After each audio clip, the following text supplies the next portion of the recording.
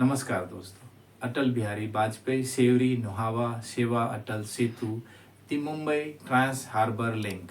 Mumbai trans harbour link, जिसे officially Shri Atal Bihari Vajpayee trans harbour link नाम दिया गया है और इसे सेवरी नुहावा सेवा ट्रांस हार्बर लिंक के रूप में भी जाना जा सकता है। यह एक 21.8 kilometre 6 lane access control elevated road bridge है जो मुंबई को जोड़ता है। रायगढ़ जिले का न्यू मुंबई इसका सैटेलाइट शहर है और यह भारत का सबसे लंबा सी ब्रिज और दुनिया का 12वां सबसे लंबा सी ब्रिज है।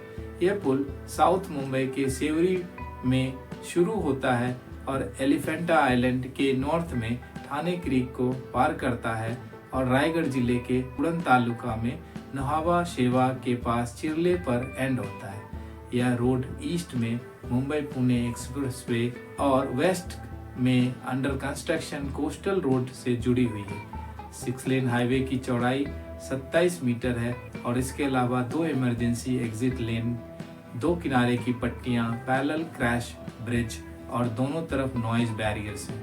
इस परियोजना की कुल लागत 17,843 करोड़, अगर यूएस डॉलर में देखें तो 2.2 बिलियन डॉलर्स लगे हैं।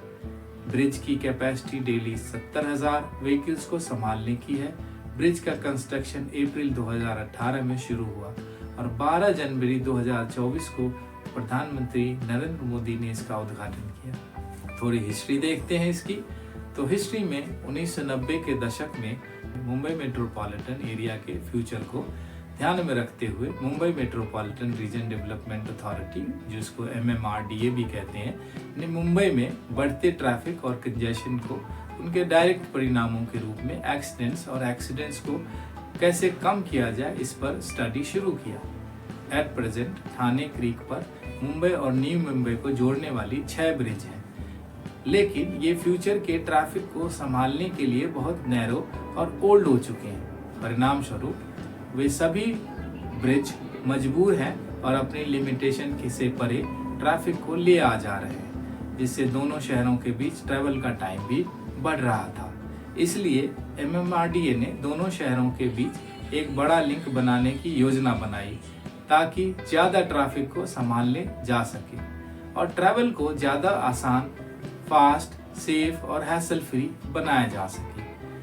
9 नवंबर 2017 को MMRDA ने लार्सन एंड ट्यूब्रो और जापान के IHI कॉरपोरेशन, डेवू और टाटा प्रोजेक्ट्स लिमिटेड TPL के एक कंसोर्टियम और L&T को समुद्री पुल के सेवरी साइड के निर्माण के लिए कॉन्ट्रैक्ट दे दिया।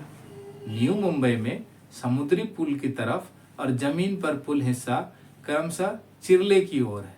अब आप देखें इस चार्ट को तो आपको पता चलेगा कि पैकेज नंबर 1 मतलब पहला पोर्शन 10.3 किलोमीटर्स का है और ये 1 portion of bridge across Thane creek and Sewri interchange Larsen and Toubro and IHI corporation को, जो जापान की कंपनी है, इसको दिया गया और इसका कुल लागत था 7,637.3 करोड़, जो यूएस डॉलर में देखेंगे तो 960 मिलियन डॉलर्स है। सेकेंड पोर्शन जो दिया गया bridge across Thane creek and Shivaji Nagar interchange के लिए, वो 7.807 किलोमीटर्स की थी, तो Tata project limited and Daewoo ENC company को दी गई। इसका कुल लागत था 5,612.61 करोड़, अगर यूएस डॉलर में देखें तो ये 700 मिलियन डॉलर की प्रोजेक्ट थी। थर्ड पोर्शन जो था वो 3.613 किलोमीटर्स की थी, जो interchanges that connects MTHL Atal Setu Mumbai with state highways 52 and 54 और national highway 4B at Chirle. Larsen and Toubro को दिया गया था ये, और ये खर्च था 1,013.79 करोड़, अगर यूएस डॉलर में देखें तो ये 130 मिलियन डॉलर्स की ये लागत थी। फोर्थ पोर्शन जो intelligent transport system, toll management, street lighting, electrical works, toll plazas and administrative buildings को बनाने में ये स्टार बैक को दिया गया। एक ऑस्ट्रेलियन कंस्ट्रक्शन कंपनी है जिसे 526 करोड़ में दिया गया और इसका टोटल लागत था मिलियन डॉलर। अब 12 जनवरी 2024 को, जैसा कि मैंने पहले भी कहा, प्रधानमंत्री नरेंद्र मोदी ने इस पुल का उद्घाटन कर दिया। रेट कार्ड को देख करके आपको लगेगा कि इस पुल पर चलने वाले बस का किराया भी बढ़ जाएगा। जो यात्री बस का किराया भी नहीं दे सकते वो पुराने ब्रिज से आना जाना कर सकते हैं। पुराना ब्रिज या पुराना पुल अभी नहीं बंद हुआ है। क्या नई मुंबई में रहने वाले सिर्फ अमीर लोग हैं कि वो महीने का टोल 12,500 दे सकते हैं और साल का 1.5 लाख रुपए? अगर ये लोग गवर्नमेंट से नाराज होते तो यहाँ लोग सोशल मीडिया पर अपना पॉइंट ऑफ व्यू रख सकते थे, लेकिन आज का पॉलिटिक्स ये अलाउ भी नहीं करता, या वे अब बोलने लायक नहीं बचे हैं। हर कार वाला इतना अमीर तो नहीं है कि वो इतना टोल टैक्स दे सके, पर ये मानकर नहीं चलना चाहिए कि इससे लोगों को बुरा नहीं लगता। कार खरीदने समय लोग रोड टैक्स देते हैं और पेट्रोल भराने वक्त भी टैक्स भरते हैं। याद रखें, ये ब्रिज बाइक, ऑटो, 3 व्हीलर और ट्रैक्टर के लिए नहीं है और ये आम जनता के लिए भी बना नहीं है। हाँ, कभी कभी अपने परिवार के साथ अपने EMI वाले कार में और इस पुल का सफ़र पे जा कर के आप अपने शौक़ को पूरा कर सकते हैं। हर कार खरीदने वाला अमीर नहीं होता। इकोनॉमिक टाइम्स के 2 जनवरी 2024 की रिपोर्ट के अनुसार पिछले 2 वर्षों में भारतीय परिवारों की नेट फाइनेंशियल सेविंग्स में 6% की कमी आई, क्योंकि लोगों ने इस सेविंग का यूज़ घरों और कारों जैसी वास्तविक संपत्ति हासिल करने के लिए किया है। हालांकि इससे इनडेब्टेडनेस या ऋणग्रस्तता बढ़ी है, मतलब कर्ज बढ़ा है।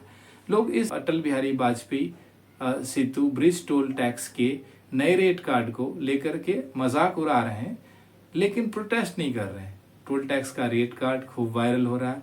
मजाक उड़ाना और विरोध करना 2 अलग अलग बातें हैं। पुल का टोल टैक्स तब ज़्यादा है जब लोगों का बचत खाता घट रहा है। अगर लोग अमीर हो रहे हैं तो कंज्यूमर डिमांड 7% से घटकर 4% कैसे हो रहा है? अब आप जानते हैं कि सरकार मुफ्त में अनाज भी बांट रही है और मुफ्त में अनाज लेने वालों की संख्या सरकार 80 करोड़ तक बता रही है।